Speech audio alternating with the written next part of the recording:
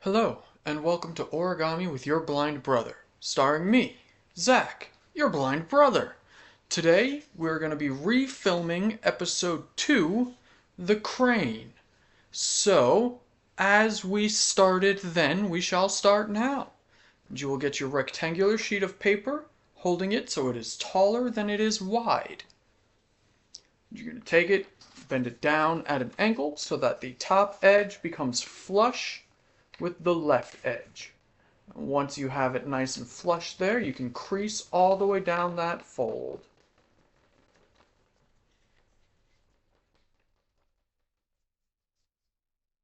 Like so. Then you will hold it so that the tiny rectangular bit poking out of the bottom of that triangle is sticking up. And you will then just fold it back and down once more, making sure the edge that you are going to create with it is flush with the bottom edge of that triangular sheet. So I guess it would be making it flush with what was the right side of the page but is now the bottom of the triangle. You will crease that all along there, making sure it's good and flush. And from here, you just need to tighten up that crease and rip off the excess. Again, few ways you could do that. My preferred way is to just drag your fingernail along this edge, and to do that, to avoid paper cuts, I will flip this bit back over so that it's covering that folded edge there, making it safer to drag your nail along without fear of cutting yourself. Because trust me, paper cut doing this is the worst. And for those of you who have had paper cuts, you can understand. Once you do that a few times, you will just gently press down with your free hand and rip along that crease with the other hand. Getting this little rectangle left over. You can just put that to the side, we won't need that. And this nice triangle left. Now you're going to open it up so you got a square, and you're just going to fold it down, making that top edge and bottom edge flush, nice and equal on all sides. You will then crease it, put it down to crease it, you don't have to hold it. You will end up with this hot dog bun. From here, you can just hold it like a book, open it like a book, and you will then fold it down again, folding the spine of that book in half, effectively making a plus sign on your square sheet of paper. And then once more, you will crease it. Got this nice hot dog bun shape. From here, you'll open it up, stand it so that it's popping up with those creases, and you'll just fold it down and pinch near the middle, but not in the middle. And you'll just bring your hands together, and it will pop up a bit, shove out towards you and away from you. If you look down on it from above, it'll be a bit of a plus sign. From here, what you're going to do is grab this portion that's further from you, pull it to the right. That portion that's closer to you, pull it to the left. You'll get this nice diamondy shape, and you want to feel it with your fingers. Make sure these top edges that are creased are nice and flush. And if you don't know what that means, it just means even, not evil. I guess it could be evil, but I don't know. We don't judge here. But they're nice and even, flat and level with each other, flush. There you go. Now from here, you're going to just take it on the left and right sides, fold it into itself on the closer and further from you portion, just giving yourself that same shape, but with a line going down the middle. Okay? And you will end up, like I said, with that same shape, but now you got a line going down the middle. From here, what you're going to do is you're going to take this right or left side, doesn't matter which side you start with. We're going to be doing both sides. And you will just take it and fold that right corner. I'm going to start with the right, apologies, and fold it up towards the top and into the middle. You don't want to go any further than into the middle. So for those of you who are hard of seeing like I am, you can lift that side you're not folding yet, and it'll kind of act as a wall And that's what that center line really helps with. It makes it easier to do this. And then you will just crease it down, and you'll want it kind of tapering towards that opened edge at the bottom, or that open part at the bottom, going up towards the top with this folded bit here, creating a straight line across. And you're just going to mimic that on the opposite side. So if you started with the right, you'll do it on the left like I am, and if you started on the left, you'll do it on the right. Not quite like I am, but, you know, same difference. Sorry, the second part always messes me up, guys.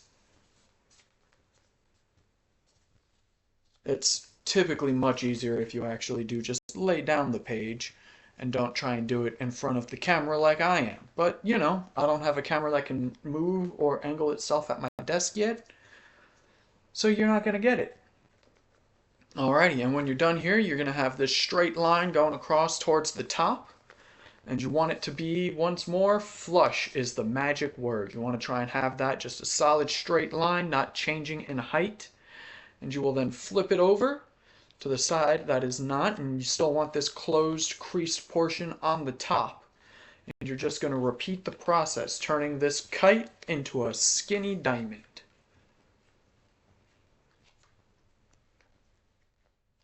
And again, you know, that line really helps you find the center, and if you're hard of seeing like I am, just lift up that edge you're not folding and make a wall, and then you just want to bring it up against that wall. And you can do it on both sides, honestly. You can make that wall anywhere. I mean, not anywhere, but you can make it on both sides. Makes it nice and easy to fold and crease. And once you have that done, you'll have this nice skinny diamond with a little triangle poking up on top above those folded edges, those lines you just made with your fold. And what you're going to do from here is you're going to fold it down at the corner. You don't want to go past that corner because it'll mess up this next part, but you're just going to go down at the corner of that triangle there, and you will then just open it all the way back up to that initial diamond that we were at after we folded in. And you will then just separate that topmost layer and take it up and over like this. And this top part here always hates trying to go back on itself. So just take your fingers and run them up the crease as you're doing it.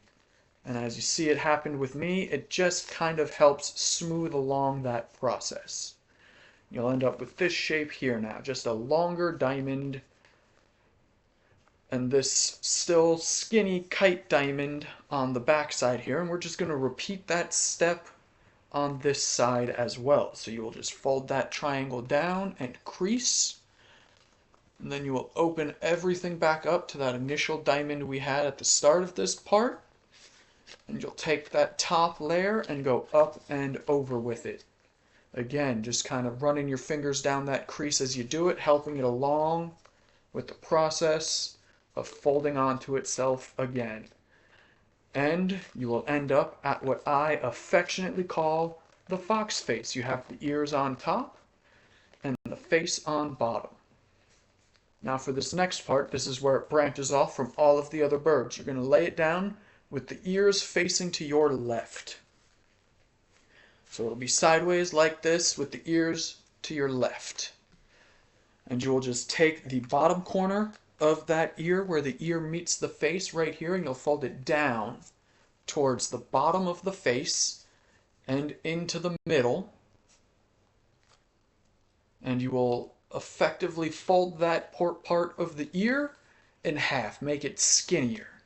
And you're then going to just rotate it over and do the same thing on the other side, folding that top part of the ear down towards the bottom and into the middle, shortening the width of the ear and tapering up to the point, like so. And once you have that, you will just flip it over to the side that's not folded and repeat the steps. Repeat that folding process. You will have that fold where the ear meets the face go down towards the bottom and into the middle. No more, no less, like so. Now you can see that ear much skinnier now. You'll repeat that on that last part. down towards the bottom, and into the middle. You end up like this. Then from here, you will just open the side of the sheet of paper, what was the face, and you will fold that now super skinny ear all the way back onto itself. Just like that. You will close it back to that initial shape, but now it's down one ear.